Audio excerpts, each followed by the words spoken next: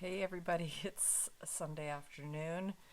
Just checking in here, trying to figure out what we're going to talk about today. And I've decided that the topic of conversation today is going to be motherhood. Motherhood in all of its splendor and glory. Um, that's said sarcastically because it's not splendid or glorious. Yeah.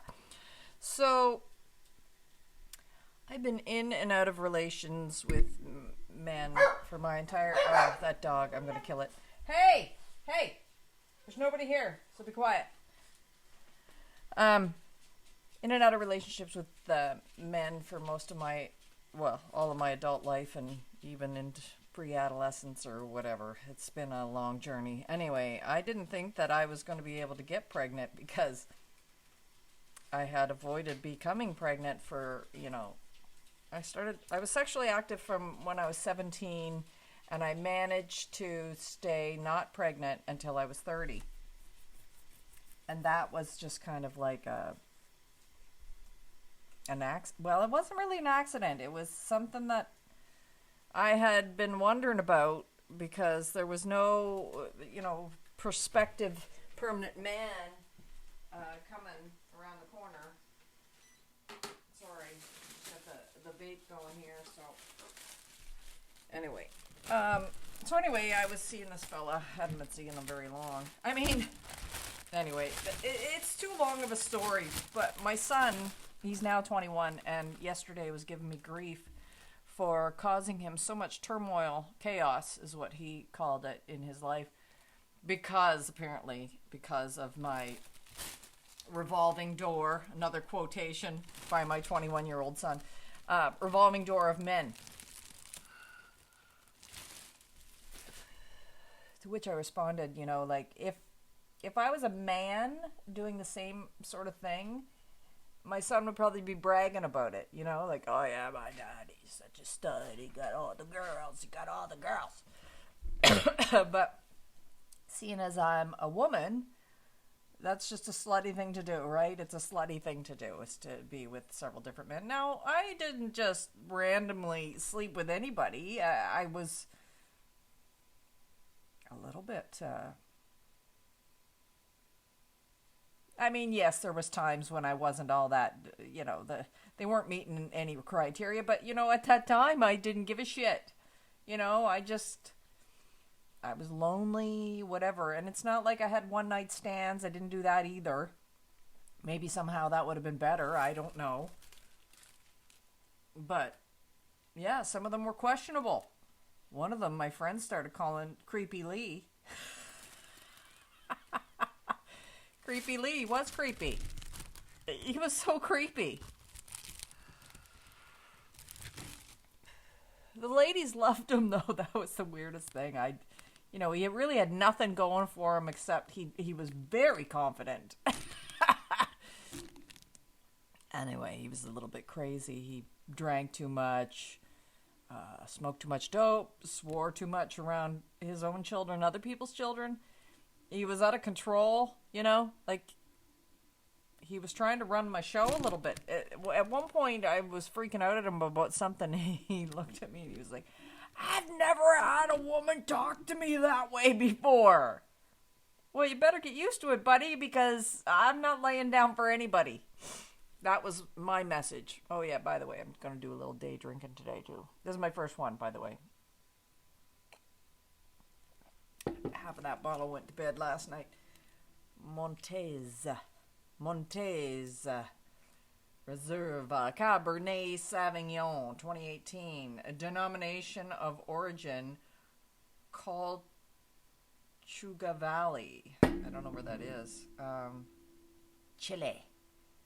I don't buy anything that is made in the USA, by the way. If it's grown there, if it's harvested there, if it's packaged there, whatever, I don't. And I'm sorry, but I just have this preconceived notion that the government's just poisoning all of its people. There's no regulations or guidelines. They feed their people shit down there, they just dress it up a little bit. It's got every chemical known to man. It's just food like substances, and I'm sure they're full of chemicals and sprays, pesticides, all that sort of shit. Like, if you can't grow a good grape in California without spraying the fuck out of it, then I guess you don't grow good grapes. I don't know. I'm sure that the fertile's not soil anymore, or the soil's not fertile. Jesus, I gotta get my words straight. Anyway, okay, back to the parenthood. So my son's a parent now. He's 21, and he has a little girl. She's a year old, and they're planning on moving here. They just can't seem to decide, though. I mean, they're 21, yeah. The baby mama. I call them the kids, all three of them. So we got the dad and my son, and then his girl. She's another C word. Not the bad C word. I'm just saying her name starts with C, same as my son. And they're trying to decide whether or not to move here, which is across country, okay? Like, Canada's pretty big. So, even though it's only 1, 2, 3 provinces over, 3 provinces in the middle of the province I'm in and the province that they're in, Manitoba, Ontario, and Quebec, they're pretty big provinces. It takes 4 or 5 days to drive, and that's giving yourself some sleeps in between.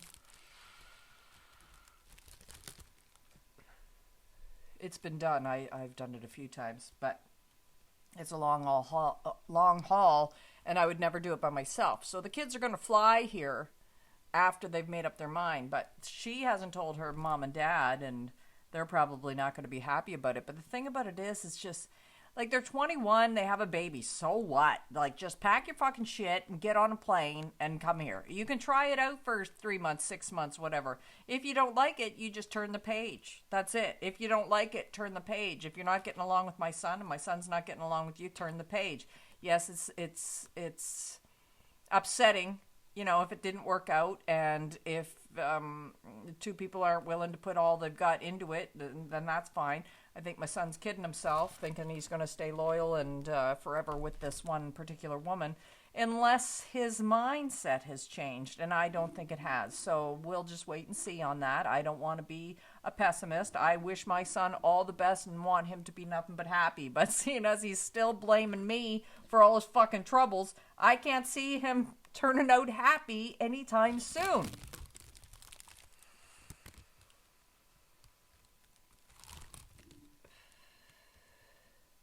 Maybe Denise wants to come. Denise is the other grandma. I quite like her. She could come and visit if if my son and his woman and the baby, they come, like, say in April.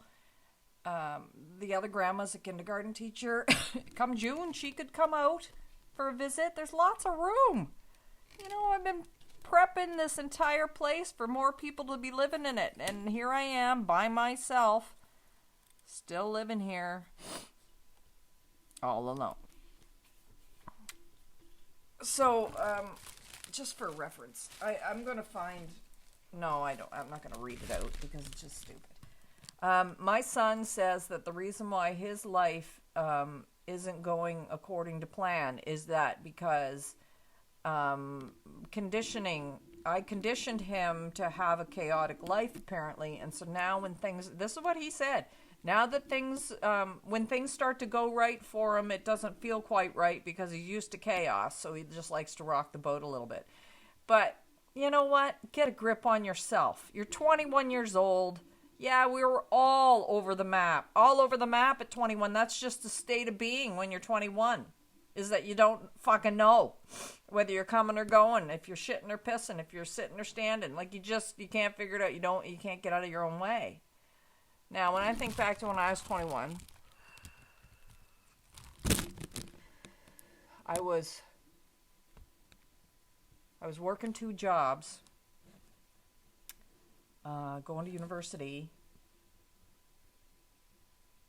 Yeah, working 2 jobs, going to university, living at home. I lived at home the entire time because, you know what?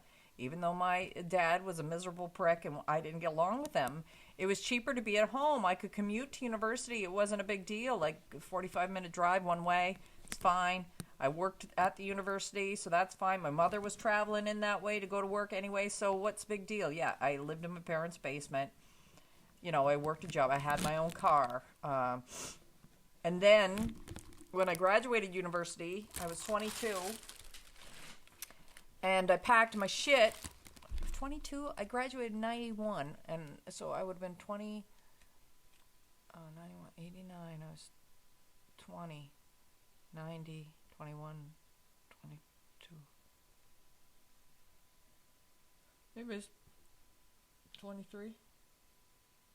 23 when I graduated? I don't know. Anyway, I moved out west.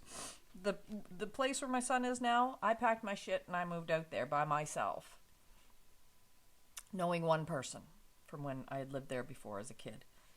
So I packed my shit and moved out there. And then, yeah, of course life is chaotic. If you're not settled, if you haven't married somebody with a lot of money, or at least a job, or, you know, the two of you are working away trying to get all the things that you want, well, a lot of the time, you don't find that in a single woman getting all the stuff by herself. And mind you, like, as I said, there was men that came and went and came and went, and sure, while they were with me, we went halfers on the bills or divided that shit up somehow. You look after this, I'll look after that, that sort of thing. So that helped out, but nobody was forking over money for nothing, you know, like, it wasn't like, oh, here's a little extra. That happened once upon a time, like, but I didn't have a kid then. There was a guy who used to give me money all the time, and because he wanted me to buy the things that I wanted. But you know what? Shit like that doesn't buy you happiness. Like, he wouldn't even have a conversation. I couldn't get anything out of him, and he didn't like to have sex either. And then I find out he's got kidney disease. Anyways, it was a fucking nightmare. And I'm sorry. I'm sorry to that guy. We weren't together very long, and it was just all too real, you know? Maybe I shouldn't have bought a house with him. Yes, I've gotten myself into a few messes. But my son wasn't around for that, and his argument would probably be, well, you were fucking up before I came along. You think you would have been having yourself all straightened out, but it's hard. It's hard to relinquish control over your life to somebody else. It's hard to rely on somebody who isn't very reliable, you know? I wanted things for my life. I wanted to accomplish stuff. I didn't want to just sit at home and be the cooker and the cleaner and the, you know, the seamstress and all that stuff. I do that stuff, but I do that stuff with all the other stuff I do. And sometimes it's just not worth the hassle to dig out the sewing machine to, you know, stitch a hole. Call your mom. So my idea, like, picture it. Okay, so I have a duplex. I have an up, down. So, and my business is downstairs right now. But as I said in previous things, I'm renovating the house next door. So the business is going to go over there. Then the whole downstairs apartment is vacant. And so I wanted the kids to come. There's a 2-bedroom, full bath, 2 separate entrances, you know, nice big backyard, deck, the whole 9 yards for people to enjoy. And I'm willing to charge them no rent for at least the first 6 months. And then even then, I'm sure I'm only going to get partial rent out of them because they're not going to make a whole lot of money. I mean, I can employ her. I've tried to employ my son before, but he wants no part of my business. Which is too bad because my business affords me a bunch of things that, you know, most people can't enjoy, like free time. So I picture him coming with the other kids, their kid and his girlfriend kid, living down there. She can work for me, and at the same time that she's working for me, we can both look after the baby. I mean, it's a piece of cake looking after. Like, in that situation, when you're working at home, you can look after baby. I did it. So, and then my son has kind of semi-secured the position that he had last year when he was here. So we need to get him a car because I'm not driving. I'm not driving him back and forth to work like I did the last time. Apparently the girlfriend doesn't have a driver's license, which she really should think about getting before she moves here, but we're running out of time. So my son will go back and forth to work, which is fine. He can pay for his own gas. He can pay for all of the stuff having to do with the car and the fuel and all of that sort of stuff. And he's going to find it hard. He's going to be like, I'm not hardly making any money, and then I ain't gonna put the gas in. Well, you gotta quit drinking then. Just stop drinking so much alcohol and you'll have money. Grow your own weed instead of buying it, and then you'll have money. These are the things that the effort, the time, and the effort that you need to put into certain things in order to save you money. If you're smoking cigarettes still, no, you can't. You can't do it. This is the thing, is that if you need to move and pay rent, you're going to have to give some shit up. I'm allowing you to figure that out for 6 months. How you're going to make it. What it means to have, bills in your own fucking name. If you don't pay your bill, they cut the power off. That's what's going to transpire. And he's not going to like any of it. None of it. Like, he doesn't have a credit rating. If he does, it's probably not very good because periodically he doesn't pay his phone bill. He's gonna find all this stuff out, and he's gonna fucking hate it. You have to do the things that you need to do to keep the bill collectors off your fucking back. And have coasting money. Like, I work hard all fucking year, and I put money aside so that I coast through my slow months. It's not a free-for-all. I don't go out and spend that money willy-nilly like my girlfriend's husband does with his business. Last year he did really well because of the COVID. And then he's spending all of his fucking money. He still owes the previous owner of the house that they live in. They did a private deal on the side with him. They got a mortgage for the house, but then they also owed him $50,000, and the house was collateral for that. They got him coming after them, saying that they now owe him $100,000. They were served papers like last year. He's not paying any attention to that at all. Went out and bought himself a new tractor. And he must know that I think that tractor purchase is stupid, because the other day when he was plowing snow with it in the driveway, he was like, yeah, best investment I ever made right here. You know what? It's not. There's a calculation out there that once you plug in the figures, if you're not getting a good return on that investment, then it's not the best thing you ever bought. Like, I went to university, man. There's formulas to calculate whether or not the purchase of that, whether you paid cash or whether you paid, you got a loan out, whatever the thing is, if it's not making its keep, even in time, it's losing you money.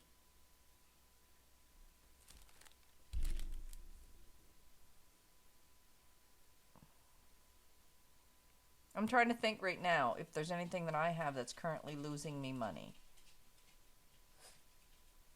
Because the thought of having a hole, picture a plastic bag with a hole in it, and you're trying to put water in the bag.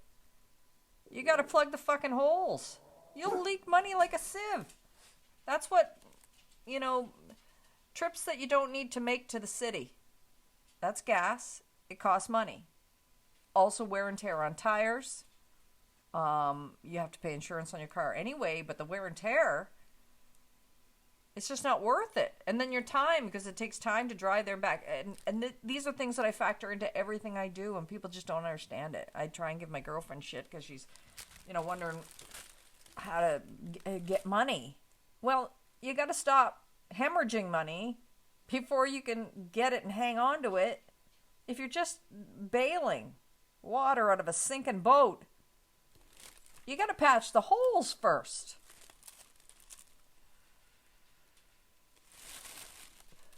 These are the things that I want to teach the kids when they come. Give them a step-by-step. This is what happens. This is where your money's going. Let's put you on a budget and see if you can make it. That's a lesson that needs to be learned, and it's going to be learned here.